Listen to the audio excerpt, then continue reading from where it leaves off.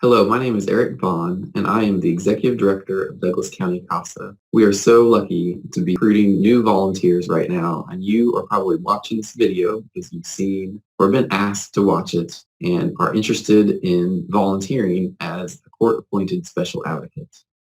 During this time of social and physical distancing due to the coronavirus, recruitment efforts are looking different, and so will what we ask volunteers to do temporarily until we can start meeting face-to-face again with children and adults that are involved in the child's case. We've tried to make notation during this Volunteer 101 presentation where those changes have been made. But if you get through this presentation and still have more questions about that or the role of CASA, please contact us. We will give you some contact information at the end of the presentation. Please listen to our volunteer advocate coordinators who supervise our volunteers share about what a CASA does. Hello, my name is Carolyn Johnson, and I have been a volunteer advocate coordinator with Douglas County CASA for many years. Every day I am inspired by my volunteers and the incredible work that they do on behalf of children and families. So I'm pleased to get us started today with an introduction to Douglas County CASA as an agency. Our agency's vision statement, as you can see, is that all children in our community will live in a safe, permanent, and nurturing home. Our mission towards that vision is to recruit, train, and support volunteers who will advocate for children who have experienced abuse and neglect and are under the protection of the courts here in our county. These children have been removed from their homes and are living in foster care. That removal is very traumatic for children. Helping them while they are in the system is the heart of what we do as an agency. One way of understanding our work is an equation of sorts. We identify a child in crisis who is in crisis because he or she has been removed from home. We ask the court to assign an advocate who has been trained to advocate for that child. We ask the advocate and we help the advocate to identify community connections or resources that are available that might help the child and the family as the case works its way through the court system, with the end goal being if we do those things, the child will end up in a safe, stable, and nurturing home. And we'll talk a little bit later on about what that home will be. If you're a visual learner or a picture helps you learn and remember things, this is another way of understanding what we do. We provide trained advocates who will find community connections that support a home which the child will live in and help that home to be a safe, loving, nurturing home. Here's a video that underscores the importance of our work locally, and it features some of the people who have been involved locally in making it happen. I lived in a shed when I was a little kid. My parents were drug addicts, and I was basically a mom at age 4. On Valentine's Day, when I was about 8, people from the state came and took us out of the house without telling us what was going on, and we couldn't take any of our stuff. We sat at the KVC office for a couple hours, and then they took us to Atchison for our first foster care home. They didn't really treat us like family there. They gave us all these rules that was only for foster kids and not for their kids. They would feed us the same dinner every night, but when the state came, they would act different. They would act like we were their family. My CASA kiddo had been in a home where his mother, who was not married to his father, was a drug user. And she was on drugs when she was pregnant with him. Both of the girls were meth babies. He was an adopted child, and he'd had some violent episodes with his father. They had been removed from the home. They spent 1 week in foster care, and then their aunt agreed to take them. However, it was very stressful for her. She has children of her own. And through this whole process, the day came when the state decided they had to remove them from that home. Our first little one came home with all kinds of wires and monitoring equipment, and was oh so tiny, under 5 pounds big. Because of the separation from her family, had developed night terrors. And every night she was up screaming, just out of control. She wasn't fully awake, but she was just screaming. And this disrupted the entire family. And so they asked for her to be placed someplace else. He was in, I believe, somewhere around 13 different placements over that 2.5 years. Well, I was really young when I was put into the foster care system, so I don't remember a lot, but it was scary. I think the kids in counties without CASA get lost. CASA stands for Court-Appointed Special Advocate. The CASA's job is to focus on the child. And that's the main, I think, benefit of a CASA is that individual attention to that child or that family that no one else can give them. The court certainly can't give individual attention, nor can the attorneys, the social workers, the therapists, but the CASA is there for that one particular family, and that can make all the difference in the world. These kids get moved frequently. They have different social workers, sometimes every few months. Every child needs to have at least one person in his or her corner, and not all kids have that. Who's going to be out there and be able to speak for that child? Because that child's scared. They go to court, they see all these adults, they're talking about their lives and they have no input. Who is going to speak for them? And as a CASA volunteer, you're the one that gets to go find out. By going to different in-services and realizing via statistics or shared stories how many children there are in need. And there are more and more children in need that just come from all sorts of people and all sorts of families. And you just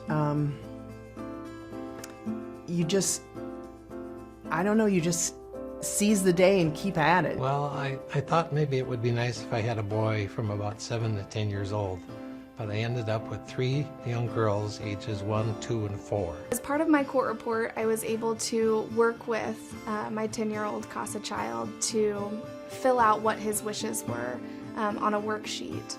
And we were able to turn that worksheet into the judge so that the judge would know what that child's wishes were. It was the one thread throughout the entire process that had a consistent message of advocacy for the child.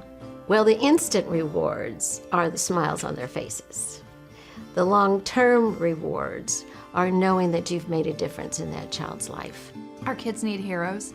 They need somebody to go to bat for them, no matter what anybody else is saying or thinking or recommending, or that's not how we do it, it's not by the books. There are so many good people out there, and to show a child what a caring adult looks like. Volunteers are the heart of CASA, and CASA would not exist without the caring individuals who serve as advocates for children. But unfortunately, what we're experiencing right now is such a shortage of CASA volunteers.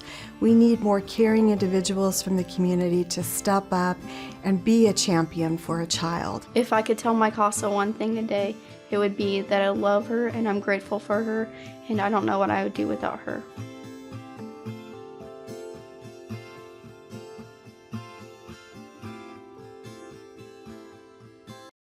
We serve children from birth to age 18 and a little over. Family dynamics in these children's families include poverty, substance abuse, domestic violence, and mental health issues. Let me give you a few examples of how those family dynamics might affect kids of different ages that we work with. Example 1, if a mom has been using illegal drugs while she's pregnant, her baby boy might be born with drugs in his system. So instead of going home with his mother, that baby might be placed in foster care while the mother works on becoming clean and sober and able to care for the baby. Another example, if a family lives in poverty, they may have difficulty getting appropriate medical care for their 6 and 8-year-old girls who have special medical needs. Serious medical neglect can result in those girls being removed from home and placed with relatives. Finally, a parent who is struggling with untreated mental health issues and is simultaneously involved in an abusive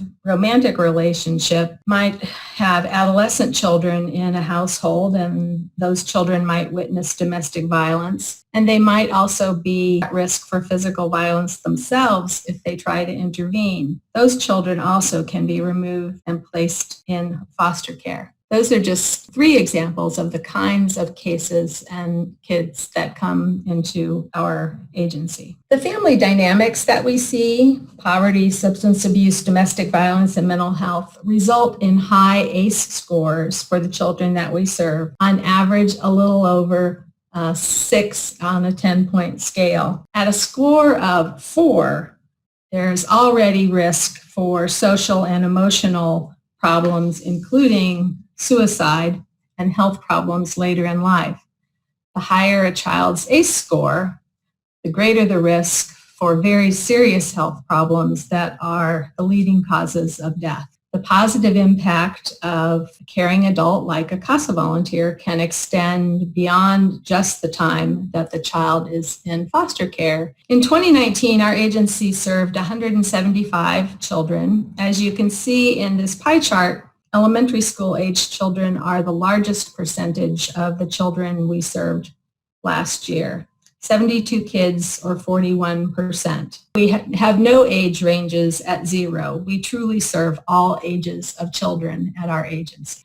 This slide shows the racial demographic data for the children and the volunteers we served and who served them in 2019. Our community is predominantly white, about 86%. So it is not surprising that our volunteer pool is also predominantly Caucasian. White children in our community are less likely to enter the child welfare system, and minority children are more likely to do so. This is not just a local problem. Minorities are overrepresented in child welfare throughout the nation, and that has been a problem for a long time. The problem that this specific data underscores for us is the immediate need for more volunteers of color and the longer-term need for change in the child welfare system to help correct the disparity. Our volunteer advocates come from a wide variety of background experiences. Many are employed full-time, some work part-time or are students. We have several volunteers who have retired from other helping professions like teaching or nursing. The one thing that our volunteers have in common is that they are passionate about working to help children and families. Currently, we have 78 volunteers actively assigned to over 100 children, and those volunteers range in age from 22 to 80 years. The 80-year-old has been with us for 30 years, the entire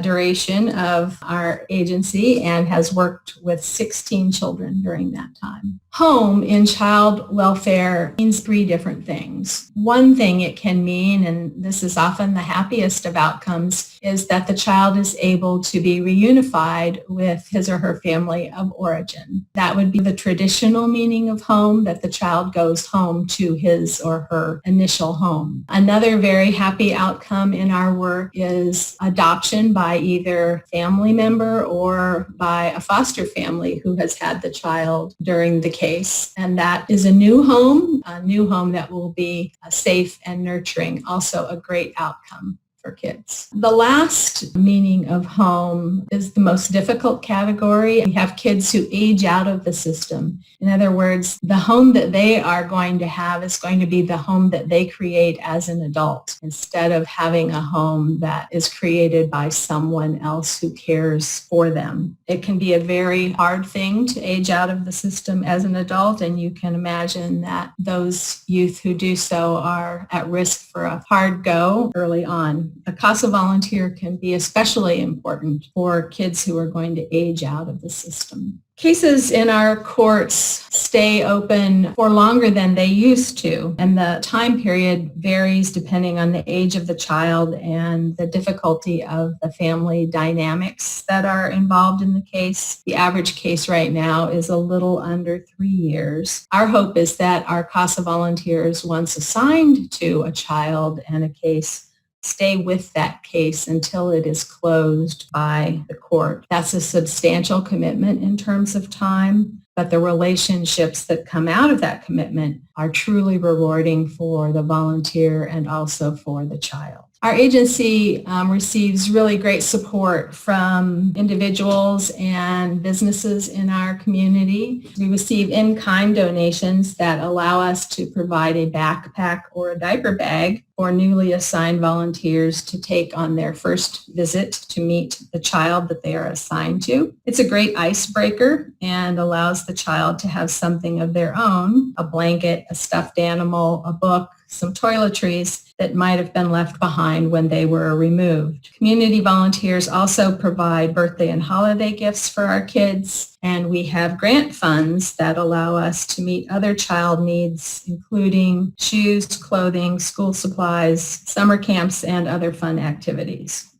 Hi, my name is Amy Buckley-Ash, and I am also an advocate coordinator at Douglas County CASA. I'm going to go over what is required to become a CASA volunteer and the ways that volunteers spend their time. There are a number of volunteer requirements. First is our volunteers have to be age 20 or above and submit an application. Applications can be found at our website, bccasa.org. In that application, volunteers have to provide contact information for 4 references, and those 4 references cannot be members of your family. They have to be people who know something about the quality of your work. They also have to participate in a personal interview with the CASA advocate coordinator and then also pass 5 comprehensive background checks. In addition to all of that, if the background checks come and the references are submitted, the volunteer then has to complete 30 hours of training, including in that training are observations of court hearing and of a review of a case by the Citizens Review Board.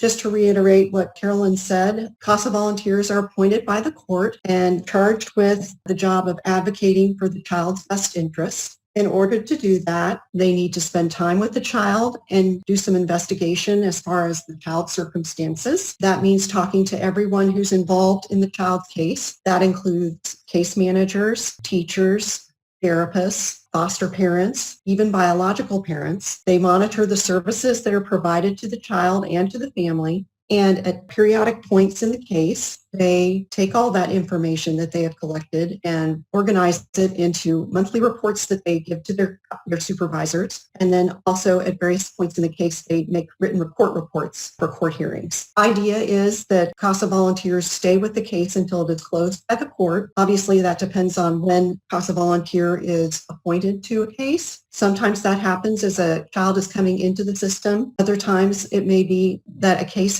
has been ongoing and somebody involved in the case expresses our agency that a child needs a CASA volunteer. And when that happens, we try very hard to accommodate those requests. CASA volunteer may start at the beginning of the case, or they may start after a case has already been.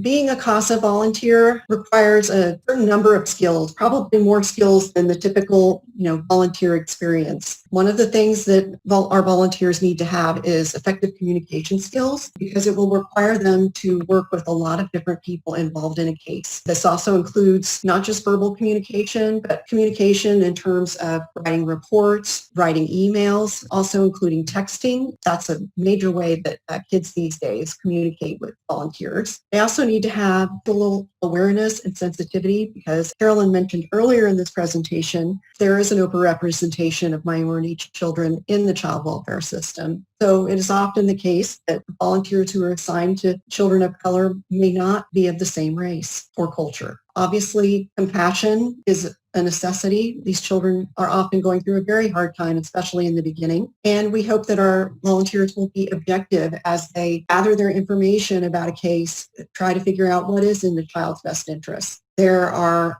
a number of settings in which our volunteers do their work. It involves going into placement homes, but it could also involve taking the child out into the community. It could also involve going to facilities such as psychiatric facilities or even juvenile detention facilities to visit kids. Also, obviously, they will be in legal settings such as court and at more informal case plans that are done for the child. Our volunteers need to stay organized and be careful in terms of how they keep their records. We have a number of confidentiality requirements involving keeping and sharing of records that they learn about in our training. They also need to have access to a computer and be able to use the computer on templates that we provide for their court reports and the monthly reports that they submit. Whenever we do these presentations, we get a lot of questions about what the time commitment is, and that's what this slide addresses. Depending on the stage of the case, time commitment can vary. If you're working up to a court hearing, you may be very busy making a court report and talking to the different parties that are involved in a child's case. But what we generally say is that it involves an average of 2 to 3 hours per week or 10 hours a month, and we ask our volunteers to at minimum commit to 1 to 3 years on a case. Our rock bottom minimum requirement is volunteers visit the child at least once a month. Obviously, that has been impacted by current events having to do with the coronavirus. Many of our volunteers now are doing visits virtually or at physically distant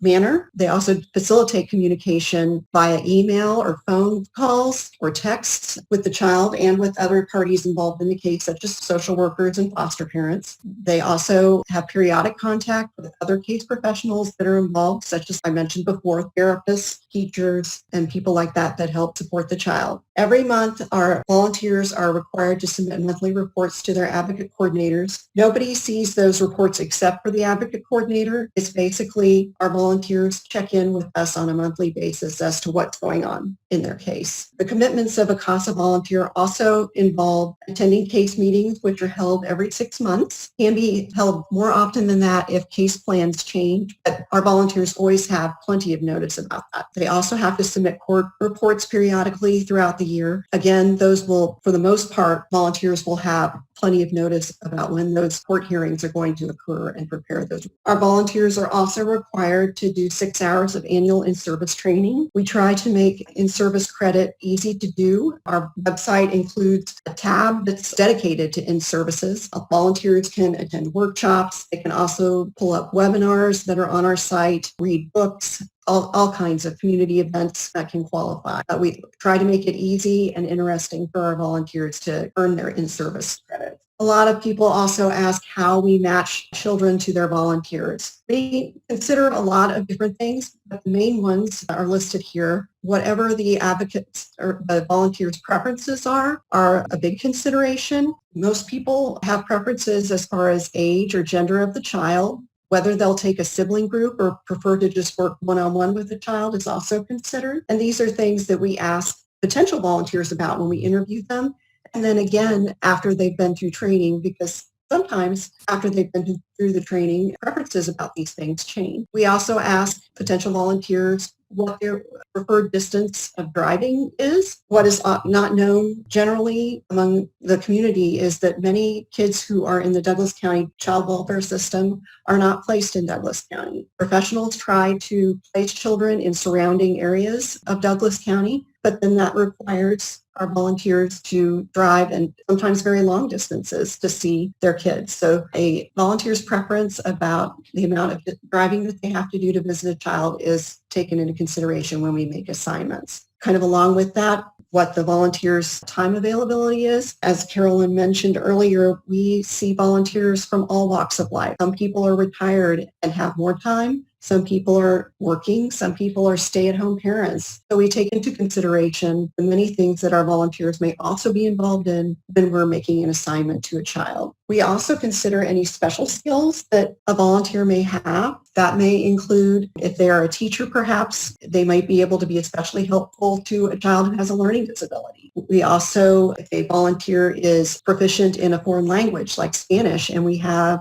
a child who speaks that language, that might be a way of making a match, to match someone with those kinds of skills to a child who needs that. What we want everyone to understand about doing this kind of work is that volunteers are able to choose their case. This is their volunteer experience. We want them to be excited and interested in what they're doing. Once they have chosen a case or agreed to take it, they are sworn in by a judge, and the judge issues an order authorizing the volunteer to have access to both the child and to their confidential information. And that includes all court documents that have been generated in the case. Our agency tries to support advocates in a number of ways. Primary one being that their volunteer advocate is provided with one-on-one supervision by an advocate coordinator. And from the beginning of the case, both volunteer and advocate coordinator work together to develop a strategy for working the case. Volunteer coordinators will guide you as a volunteer through the entire life of the case and assist with resolving any case issues. There can be a number of issues that pop up along the way. Sometimes paternity is a big one, and a case may not move through the systems quickly until paternity issues are resolved. Sometimes there may be issues with placement. There are just a number of things that can pop up in cases, and the advocate coordinator is there to help volunteers work through those issues. We never send our advocates out into case meetings alone. Advocate coordinators attend meetings and hearings with their volunteers.